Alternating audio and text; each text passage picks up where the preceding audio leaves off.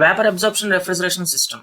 జనరల్గా మనం refrigeration system అన్నప్పుడు గూగుల్లో టైప్ చేసినా లేకపోతే టెక్స్ట్ బుక్స్లో చెక్ చేసినా మనకి ఈ టైప్ ఆఫ్ ఇమేజెస్ మనకు కనపడతాయి. అంటే ఒక కంప్రెషర్, ఒక evaporator, expansion valve, condenser.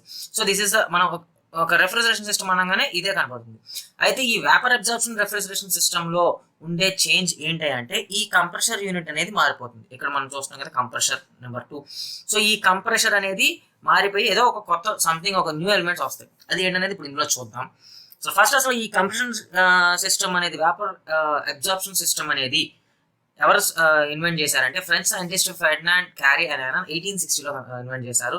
And ఇక్కడ ఏం జరుగుతుందంటే లో pressure vapour from the evaporator is transfer to the high pressure vapour as a into the condenser. అంటే ఈ ఎవాపరేటర్ లో నుంచి వచ్చేటప్పుడు రెఫ్రిజరెంట్ ఏదైతే ఎవాపరేటర్ నుంచి ట్రావెల్ అయ్యి బయటకు వచ్చిందో, బయటకు వచ్చేటప్పుడు లో ప్రెషర్ వేపర్ కింద బయటకు వచ్చి ఇక్కడ ఈ కంప్రెసర్ తీసేసి ఒక కొత్త యూనిట్స్ పెడతారనగా చూద్దాం ఏంటనేది. ఇక్కడ నుంచి ట్రావెల్ అవుతూ కండెన్సర్ దగ్గరికి వెళ్ళేపాటికి హై ప్రెషర్ వేపర్ కింద మారిపోయి అది కండెన్సర్లోకి వెళ్తుంది. అలా మారిపోవడానికి గల కారణాలు అక్కడ జరుగుతున్నది ఏంటి? కోర్స్ ఇక్కడ మనం చెప్పినట్టు లో ప్రెషర్ నుంచి హై ప్రెషర్ కంప్రెసర్లోకి వెళ్తే ఖచ్చితంగా కంప్రెస్ చేస్తుంది కాబట్టి అది హై ప్రెషర్ కింద వెళ్తుంది ప్రతి దాంట్లో అంతే. కాకపోతే ఆ ప్రెషర్ హై ప్రెషర్ కింద మారడం కోసం కంప్రెషర్ని తీసేసి మనం ఒక 3 కొత్త యూనిట్లు పెడతాం. ఈ కంప్రెసర్ ప్లేస్ లో ఒక 3 కొత్త యూనిట్లు పెడతాం. ఏంటంటే అది ఒకటి అబ్జార్బరు, పంపు, జనరేటర్. ఇలా ఒక 3 యూనిట్లు ఇక్కడ పెట్టి అబ్జార్బరు, పంపు, జనరేటర్ అనే దాన్ని ఇక్కడ వచ్చిన ఎవాపరేటర్ లో నుంచి వచ్చిన లో ప్రెషర్ వేపర్ ని కండెన్సర్ లోకి వెళ్లే ముందు హై ప్రెషర్ వేపర్ కింద మార్చేసి కండెన్సర్ లోకి పంపిస్తాం. ఓకే, సో వీటిని మనం ఇళ్లలోనూ వాడతాం, అలాగే ఇండస్ట్రియల్ పర్పస్ లో కూడా మనం ఎక్కువగానే వాడతాం ఈ టైప్ ఆఫ్ రెఫ్రిజరేషన్ సిస్టమ్ ని. వేపర్ అబ్జార్ప్షన్ సిస్టమ్ ని ఎందుకు తెచ్చారు, అసలు దీనివల్ల ఉపయోగాలు ఏంటి అంటే less wear and tear because of a minimum moving parts. దాంట్లో కదులుతున్న పార్ట్స్ అంటే కంప్రెషర్స్ అంటే అవి మేబీ రెసిప్రోకేటింగ్ కంప్రెషర్స్ అవ్వచ్చు, లేదంటే positive displacement compressors, non positive displacement compressors, whatever the compressor అన్నప్పుడు ఖచ్చితంగా ఒక మూవింగ్ ఎలిమెంట్ అనేది ఉంటుంది కాబట్టి అక్కడ వేర్ అండ్ టేర్ అనేది జరుగుతుంది. సో ఇందులో అసలు ఎట్లాంటి మూవింగ్ పార్ట్స్ ఉండవు వేపర్ అబ్జార్ప్షన్ సిస్టమ్ లో, అందుకే వేర్ అండ్ టేర్ అనేది ఉండదు. అలాగే ఆపరేటింగ్ కాస్ట్, మెయింటెనెన్స్ కాస్ట్ కూడా తక్కువ, ఎందుకంటే ఈ ఎక్విప్మెంట్ అంతా తగ్గిపోతాయి కాబట్టి ఆపరేషనల్ గా కానీ లేదంటే దాని మెయింటెనెన్స్ కానీ ఎక్కువ ఖర్చు ఏమీ ఉండదు. ఇవి ఎప్పుడైతే మూవ్మెంట్ లేదో ఖచ్చితంగా సౌండ్ అనేది లేకుండా సైలెంట్ గా జరిగిపోతుంది ప్రాసెస్ మొత్తం.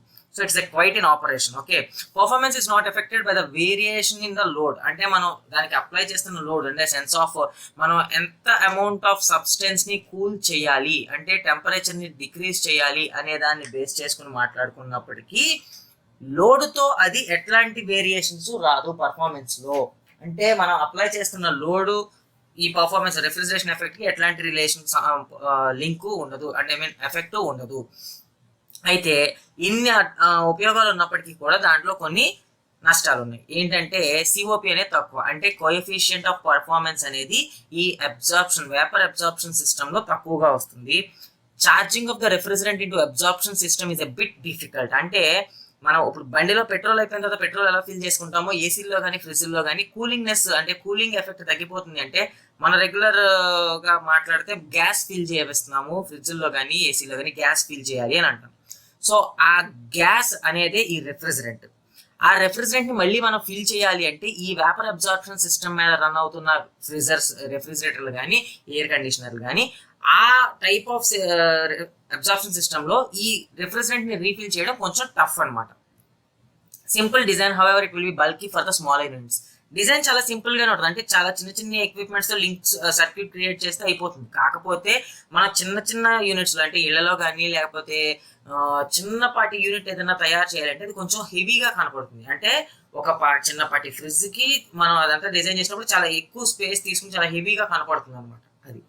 బట్ అదే లార్జర్ స్కేల్లోకి వెళ్ళిపోతే అంటే ఇండస్ట్రియల్ పర్పస్లోకి వెళ్ళిపోతే పెద్ద సైజ్ యూనిట్ కి చిన్నగానే కనపడుతుంది. బట్ ఎప్పుడైతే చిన్న యూనిట్స్ కి కూడా ఇదే పెడితే కొంచెం హెవీగా కనపడుతుంది అనమాట. అయితే ఈ రెఫ్రిజరెంట్ అబ్జార్బెంట్ కొన్ని పెయిర్స్ ఉంటాయి. అంటే ఈ రెఫ్రిజరెంట్ ఏదైతే తీసుకున్నామో ఇందులో వచ్చేసరికి ఏంటంటే మనకి 2 ఫ్లూయిడ్స్ ని తీసుకుంటాం. జనరల్ గా మనం కంప్రెషర్ లో వాడేటప్పుడు ఏంటంటే ఒక రెఫ్రిజరెంట్ ని మాత్రమే వాడతాం. ఇక్కడ ఏంటంటే ఒక 2 ఫ్లూయిడ్స్ ని తీసుకుని, అంటే ఒక దాన్ని ఏమో రెఫ్రిజరెంట్ అని పిలిచి ఇంకో దాన్ని అబ్జార్బెంట్ అని పిలుస్తాం. సో 2 ఫ్లూయిడ్స్ అవసరం అవుతాయి ఇందులో. ఆ 2 ఫ్లూయిడ్స్ ని మనం ఈ పెయిర్ కింద అంటే రెఫ్రిజరెంట్ అండ్ అబ్జార్బెంట్ పెయిర్ కింద కన్సిడర్ చేయాలి అంటే దానికి కొన్ని క్యారెక్టరిస్టిక్స్ ఉండాలి. అంటే ఏది పడితే అది తీసేసుకుని, ఫర్ సపోజ్ పెట్రోల్ని డీజిల్ని తీసేసుకుని రెండింటిని నేను అబ్జార్బెంట్ రెఫ్రిజరెంట్ అంటాను, లేదు ఆమదాన్నిను తేనెని తీసుకుని రెండు నేను రెఫ్రిజరెంట్ అబ్జార్బెంట్ అంటాను, మంచినీళ్ళని కొబ్బరి నుండి తీసుకుని రెఫ్రిజరెంట్ అబ్జార్బెంట్ అంటానంటే అది ఒప్పుకోరు. సో ప్రతి దానికి మనం ఒక రెండు ఫ్లూయిడ్స్ని లేదా రెండు లిక్విడ్స్ని రెండు ఫ్లూయిడ్స్ని తీసుకుని మనం వాటిని ఈ పేరు కింద కన్సిడర్ చేయాలంటే వాటికి ఉండాల్సిన కొన్ని క్యారెక్టరిస్టిక్స్ ఏంటి అంటే ఆ రెండింటి మధ్యలో వాటి యొక్క బాయిలింగ్ పాయింట్స్, అంటే మనం తీసుకున్న రెండు fluids, fluid A and fluid B అనుకుందాం. సో అంటే ఒక వాటర్ని తీసుకున్నాను, అలాగే ఇంకో సైడ్ ఒక మిల్క్ని తీసుకున్నాను. సో వాటర్కి మిల్క్కి కన్సిడర్ చేస్తే ఆ రెండింటి యొక్క బాయిలింగ్ పాయింట్స్కి మధ్యలో డిఫరెన్స్ 200 degrees సెంటీగ్రేడ్ ఉండాలి.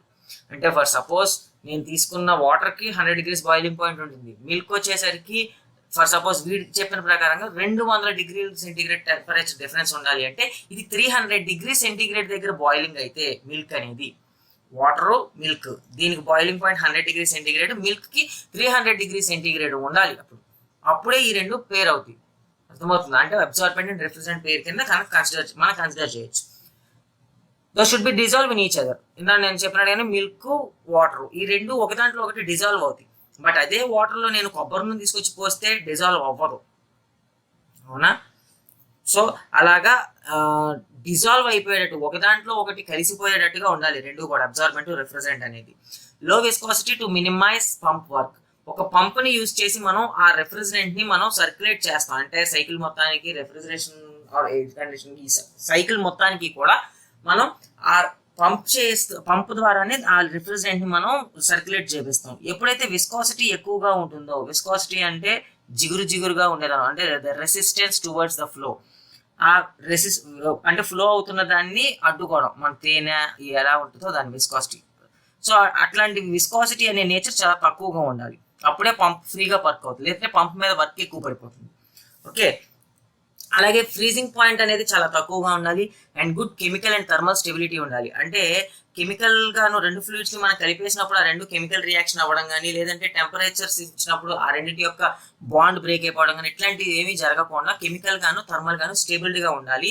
స్మాల్ హీట్ ఆఫ్ డైల్యూషన్, చిన్నపాటి హీట్తో అది డైల్యూట్ అయ్యేటట్టుగా ఉండాలి రెండు కూడా. ఓకే, అయితే ఈ రెఫ్రిజరెంట్స్ అబ్జార్బెంట్స్ కొన్ని పేర్స్ ఆల్రెడీ మనం మార్కెట్లో అవైలబిలిటీ కొన్ని ఉన్నాయి. అవి ఏంటంటే ammonia water, ammonia sodium thiocyanate, ammonia lithium nitrite, ammonia calcium chloride, water lithium bromide. ఇక్కడ మనం ఫస్ట్లో చూస్తే అమోనియా వాటర్ అనేదేమో అమోనియా రెఫ్రిజరెంట్ కింద ఉంది, వాటర్ అబ్జార్బెంట్ కింద ఉంది. బట్ ఇక్కడికి వస్తే వాటర్ రెఫ్రిజరెంట్ అయ్యింది, లిథియం బ్రోమైడ్ ఏమో అబ్జార్బెంట్ అయింది. అంటే వాటర్ అనేది ఎప్పుడూ కూడా అబ్జార్బెంట్ గానే ఉండిపోదు. ఈ రెండింటిని కన్సిడర్ చేసుకున్నప్పుడు వాటర్ యొక్క బాయిలింగ్ పాయింట్కి రెఫ్రిజరెంట్ యొక్క బాయిలింగ్ పాయింట్కి డిఫరెన్స్ ఉంది. కాబట్టి లోయెస్ట్ బాయిలింగ్ పాయింట్ ఉన్నదానికి మనం తీసుకున్న పేరులో దేనికైతే తక్కువ బాయిలింగ్ పాయింట్ ఉంటుందో అది రెఫ్రిజరెంట్ అవుతుంది. సో వాటర్ని అమోనియాని కన్సిడర్ చేస్తే అమోనియాకి బాయిలింగ్ పాయింట్ తక్కువ కాబట్టి ఇది రెఫ్రిజరెంట్ అయింది. ఇక్కడ తీసుకున్నప్పుడు వాటర్ లిథియం బ్రోమైడ్ కన్సిడర్ చేసుకున్నప్పుడు వాటర్కి బాయిలింగ్ పాయింట్ తక్కువ కాబట్టి ఇది రెఫ్రిజరెంట్ అయింది, ఇది అబ్జార్బెంట్ అయింది. ఓకే, సో అలాగే water lithium chloride, methylene chloride, dimethyl ether of tetra ethylene glycol. So different types of refrigerant and absorbent combinations already ఎగ్జిస్ట్లో ఉన్నాయి. So most widely used refrigerant absorbent pairs ఏంటంటే ammonia water, lithium bromide water అనేది ఈ combination ఎక్కువ మనం use చేస్తూ ఉంటాం. అయితే ప్రాపర్టీస్ ఏంటి, అసలు రెఫ్రిజరెంట్ ఉండాల్సిన ప్రాపర్టీస్ ఏంటి, ఇది రెఫ్రిజరెంట్ అనాలి అంటే దానికి కొన్ని కండిషన్స్ అది సాటిస్ఫై చేయగలగాలి. అవి ఏంటి అని లెక్కేస్తే ఫస్ట్ బాయిలింగ్ పాయింట్ అనేది తక్కువగా ఉండాలి. 2 degrees దగ్గర అది బాయిల్ అయిపోయేటట్టు, మళ్ళీ 40 degrees దగ్గర కండెన్సేట్ అయ్యేటట్టుగా ఉండాలి. అది high enthalpy of vaporization, high critical temperature and pressure, low specific heat, low molecular weight, chemical and thermal stability, high affinity for the absorbent at low temperature, low affinity for the absorbent at high temperature. So these are the minimum అంటే ఒక refrigerant కి ఉండాల్సిన minimum qualities. అన్ని easiest points, just specific heat అనేది తక్కువగా ఉండాలి, molecular weight అనేది తక్కువగా ఉండాలి, కెమికల్ అండ్ థర్మల్ స్టెబిలిటీ ఉండాలి, ఎఫినిటీ అంటే సామర్థ్యత. సో సామర్థ్యత అనేది ఎప్పుడైతే లో టెంపరేచర్స్ లో అబ్జార్బెంట్ తో పాటు దీనికి క్యాపబిలిటీ ఎక్కువగా ఉండాలి, హై టెంపరేచర్స్ లో క్యాపబిలిటీ తక్కువగా ఉండాలి. అండ్ నెక్స్ట్ అబ్జార్బెంట్కి వచ్చేసరికి హై బాయిలింగ్ పాయింట్ ఉండాలి అబ్జార్బెంట్ అనేది ఖచ్చితంగా, విస్కాసిటీ తక్కువగా ఉండాలి, స్పెసిఫిక్ హీట్ తక్కువగా ఉండాలి, మాలిక్యులర్ వెయిట్ తక్కువగా ఉండాలి, కెమికల్ అండ్ థర్మల్ స్టెబిలిటీ ఉండాలి, హై ఎఫినిటీ ఫర్ ద రెఫ్రిజరెంట్స్ తో వర్క్ చేసే క్యాపబిలిటీ కూడా ఎక్కువగా ఉండాలి. సో ఓకే, అది ప్రాపర్టీస్. అసలు సింపుల్ వేపర్ అబ్జార్ప్షన్ సిస్టమ్ లో వచ్చిన మోడిఫికేషన్స్ ఏంటి అంటే, ఫస్ట్ మన రెఫ్రిజరేషన్ అంటే ఏం చేసాము, ఇక్కడ ఈ కంప్రెసర్ ప్లేస్ లో ఏదో కొత్త ఐటమ్ వస్తుంది, ఒక 3 యూనిట్స్ వస్తుంది అనుకున్నాం, అబ్జార్బర్, పంపు, జనరేటర్ అనేది. సో అవే ఇక్కడ మనం చూడొచ్చు. ఇదిగోండి, ఈ కండెన్సర్, ఎవాపరేటర్, ఎక్స్పాన్షన్ వాల్ తర్వాత ఈ కంప్రెసర్ ప్లేస్ లో ఒక జనరేటర్, ఒక పంపు, ఒక అబ్జార్బర్ అని 3 యాడ్ అయింది. ఇక్కడ జరిగేది ఏంటి అంటే, ఫస్ట్ అసలు ఎవాపరేటర్ అంటే జనరల్ గా మన భాషలో మాట్లాడుకోవాలంటే మీ అందరికి ఈజీగా అర్థం అవ్వాలి అంటే ఎవాపరేటర్ అనేది ఒక డీప్ ఫ్రీజ్ అనుకుందాం. మన ఫ్రిడ్జెస్ ఉన్నాయి కదా, ఇంట్లో ఫ్రిడ్జ్ లో డీప్ ఫ్రీజ్ ఉంటుంది కదా, డీప్ ఫ్రిడ్జ్ లో మనకి అది ఎవాపరేటర్ అనుకోండి. అంటే రెఫ్రిజరెంట్ అనేది ఆ డీప్ ఫ్రీజర్ లో చుట్టూ తిరిగి అక్కడ నుంచి కూలింగ్ గ్యాసెస్ బయట, అంటే కూల్ గా చిల్నెస్ గ్యాస్ బయటకు వదిలేసేసి అక్కడ నుంచి మళ్ళీ బయటికి వెళ్ళిపోతుంది. ఓకే, సో ఈ ఎవాపరేటర్ లో నుంచి రెఫ్రిజరెంట్ బయటికి వెళ్ళేటప్పుడు లో ప్రెషర్ NH3 వేపర్ కింద, NH3 అంటే అమోనియా, లో ప్రెషర్ అమోనియా వేపర్ కింద అబ్జార్బర్ లో వెళ్ళింది. అబ్జార్బర్ లో ఆల్రెడీ వాటర్ ఉంటుంది, ఇందాక మనం తీసుకున్న పేర్స్ చూసాం కదా, అమోనియా వాటర్ పేర్ అన్నాం. సో ఈ అబ్జార్బర్ లో వాటర్ ఉంది అని, ఎప్పుడైతే ఈ అమోనియా వేపర్ వచ్చి వాటర్ లో కలిసిపోయిందో ఇవి మొత్తం కూడా ఏమవుతుందంటే ఒక లిక్విడ్, అంటే హోమోజినియస్ లిక్విడ్ కింద మారిపోతుంది. ది స్ట్రాంగ్ సొల్యూషన్ అంటాం దీన్ని. ఇక్కడ ఈ సొల్యూషన్ అనేది ఒక పంపు ద్వారా మనం జనరేటర్ కి పంపిస్తున్నాం. ఓకే, సో ఈ జనరేటర్ లో by using an external source ని యూజ్ చేసుకుంటూ మనం ఇక్కడ ఏం చేస్తామంటే హీట్ ని యాడ్ చేస్తాం. ఓకే, సో ఎప్పుడైతే ఈ హీట్ యాడ్ చేసామో అమోనియాకి ఎప్పుడు బాయిలింగ్ పాయింట్ చాలా తక్కువ, అవునా? సో ఆ తక్కువ ఉన్నప్పుడు వెంటనే అమోనియా గ్యాసియస్ స్టేట్ లోకి మారిపోయి ఆ gaseous state high pressure vapour కింద బయటకు వచ్చేస్తుంది. ఓకే, సో ఇక్కడ ఏమైతుంది, అమోనియా వెళ్ళిపోయిన తర్వాత వాటర్ మాత్రమే మిగిలిపోతుంది. ఆ వాటర్ వీక్ సొల్యూషన్ ఇది థ్రోటలింగ్ వాల్వ్ ద్వారా తీసుకొచ్చి మళ్ళీ అబ్జార్బర్ లో కలిపేసాం. ఓకే, సో ఈ అమోనియా వేపర్ ఏదైతే బయటకు వచ్చిందో అది మళ్ళీ కండెన్సర్ లోకి వెళ్తుంది. ఇక్కడ దీని నుంచి మళ్ళీ ఈ ఎక్కడైతే హీట్ ఇచ్చామో ఈ హీట్ ఈ వేపర్కి వెళ్ళింది కదా, ఇక్కడ నుంచి ఈ కండెన్స్ అయిపోయి అంటే హీట్ ని బయటకు వదిలేసి ఈ ఎక్స్పాన్షన్ వాల్వ్ గా ఎప్పుడైతే హీట్ బయటకు వదిలేసిందో ఈ వేపర్ కాస్త మళ్ళీ చల్లబడిపోతుంది. ఈ చల్లబడిపోయిన దాన్ని ఈ ఎక్స్పాన్షన్ వాల్వ్ లోంచి బయటకు పంపించినప్పుడు చిల్నెస్ తో ఎవాపరేటర్ లోకి వెళ్తుంది. ఈ ఎవాపరేటర్ లోకి చిల్నెస్ ఆ కూలింగ్ ఎఫెక్ట్ అక్కడ కనపడుతుంది. మళ్ళీ బయటికి లో ప్రెషర్ వేపర్ కింద బయటకు వస్తుంది, వాటర్ తో కలిసిపోతుంది, పంప్ ద్వారా మళ్ళీ లోపలికి జనరేటర్కి వెళ్తుంది. జనరేటర్ దగ్గర మళ్ళీ హీట్ అవుతుంది, వేపర్ కింద ఫామ్ అయిపోయి మళ్ళీ విడిపోతుంది. సో ఇది ఒక సైక్లిక్ ప్రాసెస్. ఇది సింపుల్ వేపర్ అబ్జార్ప్షన్ సిస్టమ్. అయితే దీనికి సిఓపి అనేది ఏంటి, కోఎఫిషియంట్ ఆఫ్ పర్ఫార్మెన్స్ అనేది ఎలా క్యాలిక్యులేట్ చేస్తాం, net refrigerant effect divided by total energy supply. అయితే ఇక్కడ ఎనర్జీ మొత్తం ఎలా సప్లై చేస్తున్నాం, కొంత ఎనర్జీనేమో హీట్ జనరేటర్ లో హీట్ ఇవ్వడానికి యూజ్ చేస్తున్నాం, కొంత ఎనర్జీ ఏంటిది పంపును వర్క్ చేయడానికి యూజ్ చేస్తున్నాం, work done by the pump. ఈ రెండింటినీ కలిపితే టోటల్ ఎనర్జీ సప్లై. కానీ పంపు చేసిన వర్క్ జనరేటర్ తో కంపేర్ చేస్తే చాలా చిన్నది కాబట్టి ఆ పంపు వర్క్ ని మనం నెగ్లెక్ట్ చేసేసాం. ఓకే, అయితే అది నెగ్లెక్ట్ చేసేసేపాటికి ఈ COP net refrigeration refrigeration effect ఎక్కడ కనపడుతుంది మనకి, ఎవాపరేటర్ దగ్గర కనపడుతుంది. So heat absorbed in the evaporator divided by total ఎనర్జీలో ఈ వర్క్ ని వదిలేసి పంపు దగ్గర వర్క్ ని వదిలేసాం కదా, నెగ్లెక్ట్ చేసాం కదా, మిగిలింది ఏంటి, heat generated in the supplied in the generator. So heat supplied in the generator. Okay, ఇప్పుడు ఈ వేపర్ అబ్జార్ప్షన్ సిస్టమ్ లో ఏంటంటే కాంబినేషన్ ఆఫ్ ఒక హీట్ ఇంజిన్ రెఫ్రిజరేటర్ రెండింటి కాంబినేషన్ కింద కన్సిడర్ చేసుకోవాలి మనం. ఎందుకంటే కన్సిడర్ చేసుకునేది ఏమో కానీ వర్కింగ్ అది అంటే ఒక పక్కనేమో ఉన్న జనరేటర్ దగ్గర హీట్ ఇంజిన్ లాగా వర్క్ చేయించి మళ్ళీ ఇక్కడ ఎవాపరేటర్ దగ్గర రెఫ్రిజరేటర్ కింద వర్క్ అవుతుంది. ఓకే, సో ఫస్ట్ ఒక ఇంజిన్ కింద కన్సిడర్ చేస్తే Tg is the temperature at the heat received at the generator. Okay, so generator దగ్గర మనం కొంత హీట్ ఇస్తున్నాం. ఫర్ సపోజ్ ఒక 20 కిలోజౌల్స్ ఆఫ్ హీట్ ని మనం యాడ్ చేసాము జనరేటర్ దగ్గర అనుకుందాం ఫర్ ఎగ్జాంపుల్. సో ఆ 20 కిలోజౌల్స్ ఆఫ్ హీట్ ని నేను ఇవ్వడం వల్ల టెంపరేచర్ రైజ్ అవుతుంది కదా, ఆ టెంపరేచర్ Tg అనే టెంపరేచర్ అంటే for suppose what ever it may be ఒక 100 డిగ్రీస్ అనుకోండి, లేదా 200 డిగ్రీస్ అనుకోండి, లేదంటే 125 డిగ్రీస్ అనుకోండి, what ever it may be ఒక ఎగ్జాంపుల్ Tg అనుకుంటున్నాను. ఓకే, సో అక్కడ ఇచ్చిన సప్లై చేసిన ఇందాక అనుకున్న 20 కిలోజౌల్స్ ఉన్న 20 కిలోజౌల్స్ ని Qg అని పిలుస్తున్నాను. 20 కాకపోతే 40 కిలోజౌల్స్, 30 కిలోజౌల్స్, ఏదైనా కానీ ఆ నెంబర్ ఎంత ఎందుకు జస్ట్ ఒక వాల్యూ క్యూజీ అనే హీట్ నేను ఇచ్చినప్పుడు దాని యొక్క టెంపరేచర్ టీజీ అనే వాల్యూ ఉంది. అయితే temperature TA is the heat rejected in the condenser. Condenser దగ్గర ఏమవుతుంది, కొంత హీట్ బయటికి వెళ్ళిపోతుంది, అవునా? సో బయటికి వెళ్ళిపోతున్నప్పుడు అక్కడ టెంపరేచర్ చేంజ్ వస్తుంది కదా, అప్పుడు హీట్ వెళ్ళిపోయిన తర్వాత దాని దగ్గర ఉన్న టెంపరేచర్ టీఏ అనుకుందాం. ఓకే, సో ఇప్పుడు ఎఫిషియన్సీ అంటే ఏంటి, work done by heat supply. So work done ఏం జరిగింది, ఈ టీజీలో నుంచి టీఏ అంటే నేను ఇనీషియల్గా దానికి ఇనీషియల్గా ఉన్న టెంపరేచర్ టీజీ జనరేటర్ దగ్గర, అక్కడ నుంచి కండెన్సర్ దగ్గరికి వెళ్ళేపాటికి కండెన్సర్లో హీట్ లాస్ అవ్వడం వల్ల టీఏకి వచ్చింది. సో ఇనీషియల్గా టీజీ నుంచి అంటే టెంపరేచర్ టీజీ నుంచి ఫైనల్ టెంపరేచర్ టీఏ తీస్తే అదే కదా వర్క్ డన్. ఇక్కడ ఇంకో చిన్న ఎగ్జాంపుల్ చెప్పుకోవాలి అంటే, మనం ఫర్ సపోజ్ ఒక 500 రూపీస్ మన దగ్గర ఉన్నాయి, ఒక మూవీకి వెళ్ళాము, మూవీకి వెళ్ళి సినిమా టికెట్ తీసుకుని బ్రేక్లో ఇంటర్వెల్లో కొంత ఖర్చు పెట్టుకుని మళ్ళీ వెనక్కి వచ్చేపాటికి ఇంటికి వచ్చేపాటికి మన దగ్గర 150 రూపీస్ మిగిలింది.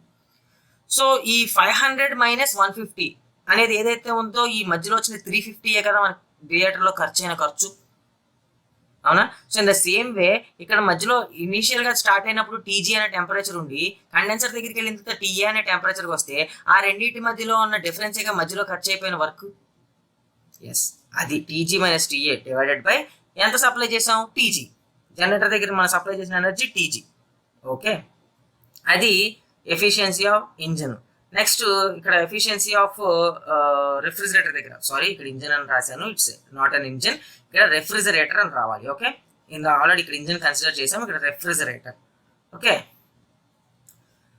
TE is the temperature at the heat received at evaporator. Okay, ఎప్పుడైతే ఈ ఎవాపరేటర్ దగ్గర మనం కొంత హీట్ రిసీవ్డ్ అంటే మనం ఏమీ తీసుకోము. ఫర్ సపోజ్ మనం డీప్ ఫ్రిడ్జ్లో మనం ఒక కూల్ డ్రింక్ బాటిల్ తీసుకెళ్ళి అంటే అసలు కూలింగ్ లేనటువంటిది జస్ట్ అప్పుడే ఒక లారీలోంచి దిగిన కూల్ డ్రింక్ కేసులో నుంచి ఒక థమ్స్అప్ బాటిల్ పెప్సీ బాటిల్ తీసాం, అది వేడివేడిగా ఉంది, అది తీసుకెళ్ళి నేను డీప్ ఫ్రీజర్లో పెట్టా. సో ఎప్పుడైతే డీప్ ఫ్రీజర్లో పెట్టానో ఈ బాటిల్లో ఉన్న వేడి మొత్తం ఆ రెఫ్రిజరెంట్ తీసేసుకుంటుంది, అవునా? సో అంటే heat received at the evaporator, ఆ రెఫ్రిజరెంట్ హీట్ ఎంతైతే తీసుకుందో ఎవాపరేటర్ దగ్గర నుంచి దాన్ని క్యూఈ అంటున్నాము. అప్పుడు దాని దగ్గర ఉన్న టెంపరేచర్ టీఈ అని అనుకుందాం రెఫ్రిజరెంట్కి. ఈ టెంపరేచర్ మళ్ళీ వర్క్ ఎంత చేసుకుంటూ కంప్రెసర్ దగ్గరికి వచ్చేస్తుంది, మళ్ళీ కండెన్సర్ దగ్గరికి వచ్చేస్తుంది. అంటే అబ్జార్బర్ పంప్ అన్ని మారిపోయి కండెన్సర్ దగ్గరికి వచ్చింది అనుకుందాం రెఫ్రిజరెంట్. అక్కడికి వచ్చేప్పటికి మళ్ళీ టీసీ అనే టెంపరేచర్కి వచ్చేసింది రెఫ్రిజరేటర్. ఓకే, సో ఇప్పుడు ఇక్కడ ఎఫిషియన్సీ అంటే ఏంటి, ఇదంటే ఇంజిన్ కాబట్టి refrigeration reverse order of engine కాబట్టి ఎఫిషియన్సీ ఏమవుతుంది, heat supplied or heat received at the evaporator divided by work done. So heat ఎంత తీసుకుంది, ఎవాపరేటర్ దగ్గర టీ అనే టెంపరేచర్ ఉంది. ఓకే, సో వర్క్ డన్ ఎంత జరిగింది అంటే టీసీ దగ్గరికి వెళ్ళేప్పటికి ఒక టెంపరేచర్ ఉంటుంది, మనకి ఇనీషియల్గా ఇక్కడ టీఈ అనేది ఉంది. సో ఇక్కడ ఈ రెండింటిలో టీసీ హెవియర్ వాల్యూ ఉంటుంది కాబట్టి టీసీ, ఈ రెండింటి మధ్య డిఫరెన్సే work done. So TC minus T. సో ఇప్పుడు ఇక్కడ నేను ఏం చేస్తున్నానంటే ఇక్కడ ఉన్న ఈ డబ్ల్యూ ఏదైతే ఉందో దాన్ని ఇటు పక్క పంపించాలి. అంటే ఫస్ట్ ఆఫ్ ఆల్ ఈ మొత్తం టర్మ్ని నేను రివర్స్ చేస్తా, అంటే డబ్ల్యూ బై క్యూజీ అనే కాస్త క్యూజీ బై డబ్ల్యూ అని రాసి డబ్ల్యూని అటు పంపించేస్తా. ఇక్కడ కూడా డబ్ల్యూని పంపించేసా అంటే ఇదిగోండి, heat absorbed in the evaporator is equal to QE is equal to W into TE by TC minus TE, QG is equal to W into TG by TG minus TA. Okay, so COP మనకి refrigeration ideal absorption సిస్టమ్కి COP అనేది ఏంటి, evaporator దగ్గర జరుగుతున్న refrigeration effect divided by heat supplied in the generator. Okay, so ఇక్కడ evaporator దగ్గర ఉన్న heat ఎంతది, refrigeration effect ఎంత జరిగినట్టు మనకి ఇక్కడ W by TE W into TE divided by TC minus TE. QG అంటే జనరేటర్ దగ్గర మనం ఇచ్చిన హీట్ ఏంటి, W into TG by TG minus TA. ఈ రెండింటి చోట్ల W క్యాన్సిల్ అయిపోయి ఈ మొత్తాన్ని సాల్వ్ చేస్తే ఈ డినామినేటర్ అనేది ఇక్కడ న్యూమరేటర్తోను, ఇక్కడ డినామినేటర్ ఈ పైన న్యూమరేటర్కి మల్టిప్లై అయిపోతుంది వెళ్ళిపోయి. So TE into TG minus TA, TE into TG minus TA, TC minus TE into TG, TG into TC minus TE. Okay, so ఈ మొత్తాన్ని నేను ఎలా రీరేట్ చేస్తానంటే టీజీ టీఏ ఈ రెండింటిని ఏదైతే ఉందో ఈ రెండింటిని తీసుకొచ్చి దీన్ని విడిగా రాస్తాను, TG minus TA by TG. అలాగే ఈ టీఈని ఈ టీసీ టీ మైనస్ టీఈని విడివిడిగా రాస్తున్నా, TE by TC minus TE. So ఇక్కడ దీన్ని బట్టి మనం ఎలా చెప్పచ్చు అంటే మనం COP of ideal absorption refrigeration system అంటే జస్ట్ మనం ఈ ఒక్కటానే ఉంచేయచ్చు, TE into TG minus TA by TG into TC minus TA అని వదిలేయచ్చు. లేదంటే efficiency of a Carnot engine into COP of a refrigerator, ఈ రెండింటిని మల్టిప్లై చేసుకున్నా కూడా COP of ideal absorption system అనేది వస్తుంది. అయితే ఇదంతా ఐడియల్ అబ్జార్ప్షన్ సిస్టమ్, ఇదంతా ఒక సింపుల్ అబ్జార్ప్షన్ కానీ ఐడియల్ అబ్జార్ప్షన్ సిస్టమ్. అసలు రియాలిటీలో ఇన్ ఎక్స్పీరియన్స్, ఇన్ ప్రాక్టికల్ ఎక్స్పీరియన్స్లో అబ్జార్ప్షన్ సిస్టమ్ ఎలా ఉంటుంది అంటే ఇది. అంటే మనం ఇందాక మాట్లాడుకున్నట్టే condenser, evaporator, absorber, pump, generator okay, but అవి మాత్రం ఉండవు. వాటితో పాటు ఒక హీట్ ఎక్స్చేంజరు, అనలైజరు, రెక్టిఫైరు అని ఒక 3 ఉంటాయి వాటికి యాడ్ అవుతాయి. సో వీటి వల్ల అసలు పనితీరు ఏంటి అంటే మళ్ళీ ఒక ఎవాపరేటర్ దగ్గర నుంచి స్టార్ట్ అవుతాం. ఓకే, సెకండ్ ఎవాపరేటర్ నుంచి స్టార్ట్ అవుతాం. ఈ ఎవాపరేటర్ దగ్గర నుంచి లో ప్రెషర్ అమోనియా వేపర్ అబ్జార్బర్లోకి వచ్చి ఇక్కడ వాటర్తో మిక్సప్ అయిపోయి పంపులో నుంచి బయటికి వెళ్తూ ఉంటుంది. బయటికి వెళ్తున్నప్పుడు ఇక్కడ నుంచి ఇది కాసేపు ఎక్స్ప్లెయిన్ చేస్తాను ఎక్స్చేంజర్ అనేది. సో బయటకు వెళ్ళిన తర్వాత ఈ స్ట్రాంగ్ సొల్యూషన్ అనేది అనలైజర్లోకి వెళ్ళి అనలైజర్లో నుంచి జనరేటర్లోకి వెళ్తుంది. ఈ రెండు ఎంబెడెడ్ అనమాట, ఒకదానికొకటి ఎంబెడెడ్ అయినాయి. సో అనలైజర్లో నుంచి జనరేటర్లోకి వచ్చింది. సో ఎప్పుడైతే ఈ జనరేటర్లోకి వచ్చిందో ఇక్కడ నుంచి మళ్ళీ ఇక్కడ హీట్ యాడ్ చేస్తున్నాం, క్యూ ఇన్ అంటే హీట్ ఎడిషన్ ఇస్తున్నాము. సో హీట్ చేసినప్పుడు ఈ అమోనియా మళ్ళీ వేపర్ కింద మారిపోయి అనలైజర్లోకి వెళ్తుంది. ఈ అనలైజర్ చేసే పని ఏంటంటే ఏది వేపర్ ఏది వాటర్ అని అనలైజ్ చేస్తుంది, అంటే వాటర్ని వేపర్ని సెపరేషన్ చేస్తుంది, అంటే ఒక సెపరేషన్ యూనిట్ అనమాట ఇది. సో ఇక్కడ సెపరేట్ చేసి అమోనియా వేపర్ని మాత్రం రెక్టిఫైర్లోకి పంపిస్తుంది. ఈ రెక్టిఫైర్ ఏంటంటే సెకండరీ సెపరేటర్, అంటే ఇది ఒక ఫిల్టరేషన్ అనమాట. ఇక్కడ కూడా అంటే అమోనియా వేపర్తో పాటు అంటే లిక్విడ్ అమోనియా ఉండిపోయినా లేకపోతే లిక్విడ్ డ్రాప్లెట్స్ అంటే వాటర్ డ్రాప్లెట్స్ వచ్చేసిన దీంతో పాటు వేపర్తో పాటు ఏమైనా ఉండే ఛాన్సెస్ ఉంది. The purest form of ammonia వేపర్ని మాత్రమే బయటికి పంపిస్తుంది, high pressure ammonia vapour. So liquid droplets ఉన్నప్పటికీ ఏదన్నా అమోనియా లిక్విడ్ డ్రాప్లెట్స్ అవ్వచ్చు, లేదా వాటర్ డ్రాప్లెట్స్ అవ్వచ్చు, అవి ఏమన్నా ఉంటే కనుక రెక్టిఫైర్ మళ్ళీ కలెక్ట్ చేసి దాన్ని జనరేటర్లో పంపించేస్తుంది. ఓకే, సో ఇక్కడ నుంచి ఈ జనరేటర్లో మిగిలిపోయిన వాటర్ కానీ ఆ లిక్విడ్స్ అన్నింటినీ మళ్ళీ ఏం చేస్తున్నాం, ఇలాగ తీసుకొచ్చి అబ్జార్బర్లో కలిపేస్తాం. ఓకే, ఇక్కడ చేసేది ఏంటంటే ఈ జనరేటర్లో ఆల్రెడీ వేడి చేసేసాము కాబట్టి ఇది కొంచెం ఇక్కడ వెనక్కి వచ్చేసిన ఈ లిక్విడ్ కొంచెం హాట్గానే ఉంటుంది. సో ఈ హాట్నెస్ మొత్తాన్ని వేస్ట్ అయిపోకుండా ఇక్కడ నుంచి దీని నుంచి ఈ హీట్ని ఈ పైకి వెళ్తుంది, అంటే ఇక్కడ నుంచి పంపులో నుంచి పైకి వెళ్తుంది కదా అనలైజర్లోకి. ఈ వెళ్ళేటప్పుడే దారిలోనే ఈ సొల్యూషన్ ముందుగానే కొంచెం హీట్ ఎక్స్చేంజర్ ద్వారా హీట్ చేసేస్తాం. ఇది ఎందుకయ్యా అంటే సిఓపిని ఇంక్రీజ్ చేయడం కోసమే ఈ మూడింటిని యాడ్ చేశారు, అంటే రెక్టిఫైర్ని, అనలైజర్ని, హీట్ ఎక్స్చేంజర్ని కోఎఫిషియంట్ ఆఫ్ ఎ పర్ఫార్మెన్స్ని ఇంక్రీజ్ చేసుకోవడం కోసం యాడ్ చేయడం జరిగింది. ఓకే, సో ఇక్కడ నుంచి హీట్ ఎక్స్చేంజ్ అయిపోతుంది దేనికి, ఈ పైకి వెళ్తున్న సొల్యూషన్కి, అంటే అమోనియా వాటర్ సొల్యూషన్స్కి. ఎప్పుడైతే కొంచెం హీట్ ఇక్కడ నుంచి వేస్ట్గా పోతున్న హీట్ దీనికి వచ్చిందో ఇది ముందుగానే కొంచెం టెంపరేచర్ రైజ్ అయ్యి జనరేటర్ దగ్గర రాగానే చిన్నపాటి టెంపరేచర్ ఇవ్వగానే అది వేపరస్ స్టేట్లోకి వెళ్ళిపోతుంది, వర్క్ జరిగిపోతుంది. సో అది అలా హీట్ ఎక్స్చేంజ్ చేసుకోవడానికి ఈ మూడింటిని వాడాం, రెక్టిఫైర్ని, అనలైజర్ని, హీట్ ఎక్స్చేంజర్ని. సో వర్కింగ్ అంతా యాజ్ ఇట్ ఈస్ ఒక కండెన్సర్, మళ్ళీ ఎవాపరేటర్ నుంచి ఒక లో ప్రెషర్ అమోనియా వేపర్ వచ్చింది, అబ్జార్బర్లో ఉన్న వాటర్తో మిక్సప్ అయ్యింది. ఆ మిక్సప్ అయిన తర్వాత పంపు ద్వారా పైకి అనలైజర్లోకి పంపించాము. ఈ వెళ్తున్న దారిలో ఏమవుతుందంటే ఇక్కడ వేస్ట్గా పోతున్న హీట్ని హీట్ ఎక్స్చేంజర్ ద్వారా ఈ ammonia water solution, aqua ammonia solution అంటాం, ఈ సొల్యూషన్కి తీసుకొని ఇక్కడికి వచ్చిన తర్వాత చిన్నపాటి హీట్తో ఇది వేపర్ కింద మారిపోయి మళ్ళీ అనలైజర్లోకి వచ్చి టెస్టింగ్ అంతా అయిపోయిన తర్వాత ఇది వేపర్ కింద కన్ఫర్మ్ అయిన తర్వాత రెక్టిఫైర్లోకి వెళ్తుంది. రెక్టిఫైర్ మళ్ళీ దాన్ని చెక్ చేసుకుని ఇది ప్యూరెస్ట్ ఫార్మ్ ఆఫ్ వేపర్ అయితే కనుక దాన్ని మళ్ళీ కండెన్సర్లోకి పంపిస్తుంది. కండెన్సర్లో హీట్ బయటకు వెళ్ళిపోతుంది. అక్కడ నుంచి ఎక్స్పాన్షన్ వాల్ ద్వారా కూల్ బ్రీజ్ అనేది అంటే చిల్నెస్తో ఎవాపరేటర్లోకి వెళ్తుంది. That is the actual vapour absorption system, refrigeration system. ఇప్పుడు ఈ వేపర్ అబ్జార్ప్షన్ రెఫ్రిజరేషన్ సిస్టమ్ కి కంప్రెషన్ సిస్టమ్ కి ఉన్న కొన్ని వేరియేషన్స్ అంటే కంపారిజన్స్ చూద్దాం. మూవింగ్ పార్ట్స్ ఏంటంటే అబ్జార్ప్షన్ సిస్టమ్ లో అసలు మూవింగ్ పార్ట్స్ అనేది ఒక పంపు తప్ప ఇంకేమీ లేదు. సో ఇక్కడ వేర్ అండ్ టేర్ అనేది చాలా తక్కువగా ఉంటుంది. అది ఫస్ట్ పాయింట్ కూడా ఎందుకంటే మనం అదే మాట్లాడుకున్నాం. అండ్ ఇక్కడికి వచ్చేసరికి ఇది మొత్తం మూవింగ్ పార్ట్స్ తో, కంప్రెషన్ అంటే ఫుల్ మూవింగ్ పార్ట్స్ ఇక్కడ వేర్ అండ్ టేర్ ఉంటుంది, అలాగే నాయిస్ కూడా ఉంటుంది. ఇటు వచ్చేసరికి మూవింగ్ పార్ట్స్ లేవు కాబట్టి అసలు సైలెంట్ గా జరిగిపోతుంది ఇక్కడ వర్క్ అంతా. ఇన్పుట్ ఏంటంటే అబ్జార్ప్షన్ సిస్టమ్ లో హీట్ ఇస్తున్నాం, జనరేటర్ దగ్గర మనం హీట్ అనేది యాడ్ చేస్తున్నాం. అవునా? బట్ కంప్రెషన్ సిస్టమ్ లో ఏం చేస్తున్నాం, మెకానికల్ ఎనర్జీ కంప్రెషన్ రొటేట్ చేస్తే అప్పుడు అది కంప్రెషన్ జరుగుతుంది. సో ఇక్కడ మనం మెకానికల్ ఎనర్జీ ఇస్తాం కంప్రెషన్ సిస్టమ్ లో. సిఓపి అనేది ఏంటంటే లో, అంటే మనకు వచ్చిన రెఫ్రిజరేషన్ ఎఫెక్ట్ కంటే 1.5 టైమ్స్ ఎక్కువ ఎనర్జీ మనం ఇవ్వాలి.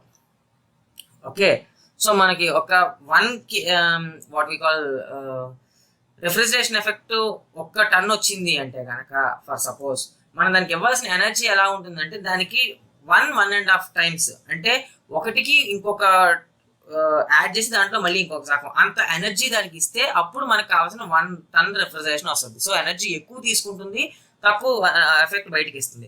బట్ కంప్రెషన్ సిస్టమ్ లో సిఓపి ఎక్కువ, ఎందుకంటే మనకు వచ్చిన రెఫ్రిజరేషన్ ఎఫెక్ట్ లో సగం పార్టీ ఎఫెక్ట్ ని మనం దానికి ఇస్తే ఎనర్జీ కింద సరిపోతుంది, లేదంటే 1/3 ఇస్తే సరిపోతుంది, సగం కంటే తక్కువ.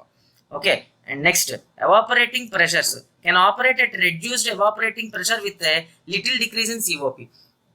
అంటే మనకి ఎవాపరేటివ్ ప్రెషర్ అనేది, అంటే ఎవాపరేటర్ నుంచి వచ్చేటప్పుడు ఆ ప్రెషర్ రెడ్యూస్ చేసినప్పటికీ అక్కడ వర్క్ చేయగలుగుతుంది. బట్ సిఓపిని కొంచెం స్లైట్ వేరియన్స్ ఇచ్చి ఇక్కడికి వచ్చేసరికి ఏంటంటే కెపాసిటీ మొత్తం ర్యాపిడ్ చేంజ్ వచ్చేస్తుంది. అంటే కంప్రెషన్ సిస్టమ్ లో ఎవాపరేటర్ దగ్గర నుంచి వచ్చే ప్రెషర్ ఒకవేళ మాడిఫై అయితే ఈ కంప్రెషన్ సిస్టమ్ లో చాలా వరకు డ్రాస్టికల్ చేంజెస్ కనపడతాయి. బట్ అబ్జార్ప్షన్ సిస్టమ్ లో అట్లాంటివి ఏమీ ఉండదు.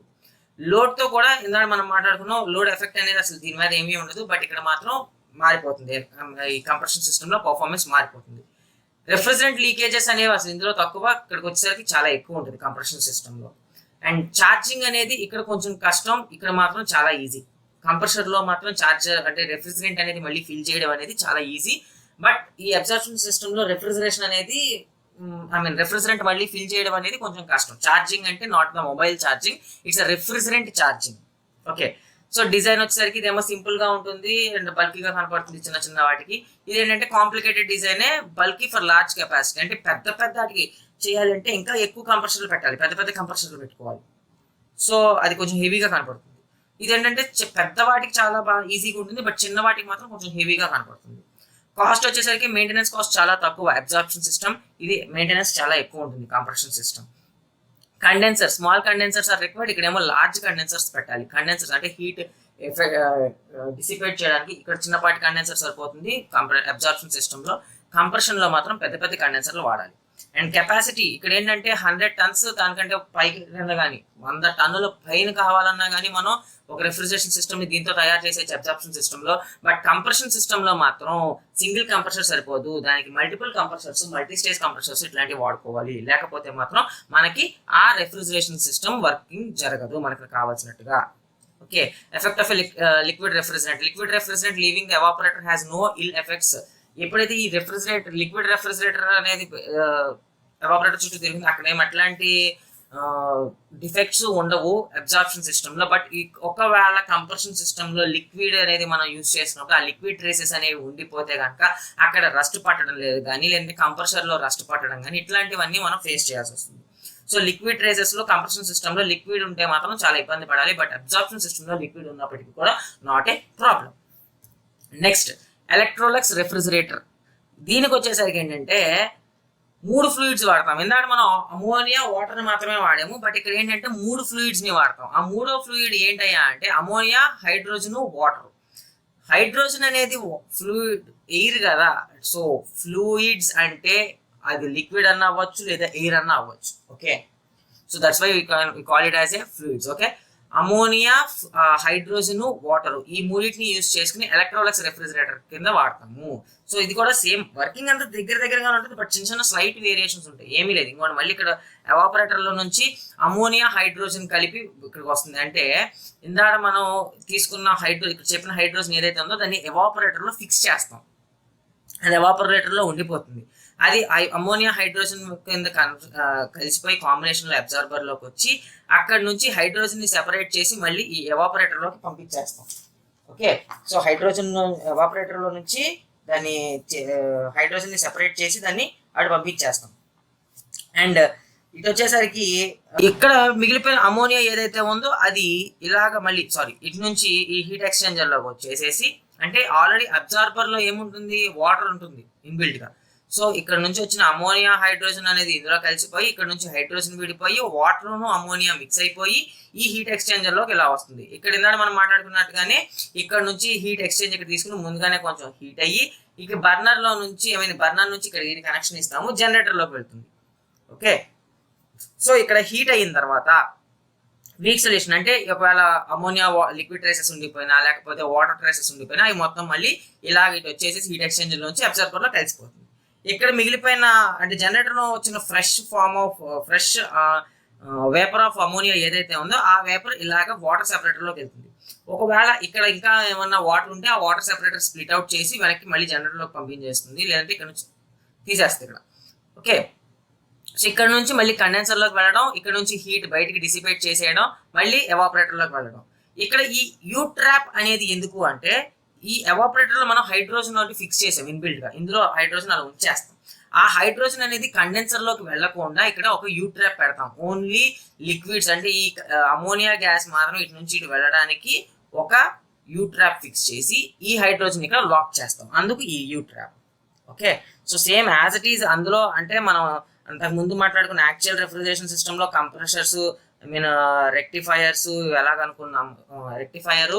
సో ఎంత సేమ్ అంటే ఈ కొన్ని మాత్రం ఎందుకు యాడ్ అయినాయి అంటే జస్ట్ అంతకుముందు మనం చూసినట్లు దాంట్లో రెక్టిఫైయర్స్, అనలైజర్స్, హీట్ ఎక్స్చేంజర్, దీనికి ఏంటంటే ఇక్కడ ఒక యూ ట్రాప్ అనేది మాత్రమే చిన్న సెపరేట్ కొంచెం ఎక్స్ట్రా యాడ్ అయింది. ఇక్కడ వాటర్ సెపరేటర్ వచ్చింది, రెక్టిఫైయర్ ప్లేస్ లో వాటర్ సెపరేటర్ వచ్చింది, జనరేటర్ మీద అనలైజర్ తీసేసి బర్నర్ ఒకటి యాడ్ అయింది. సో ఇంత చిన్న వేరియేషన్స్ తప్ప ఇంకేమీ ఉండదు. So this is about Electrolux refrigerator.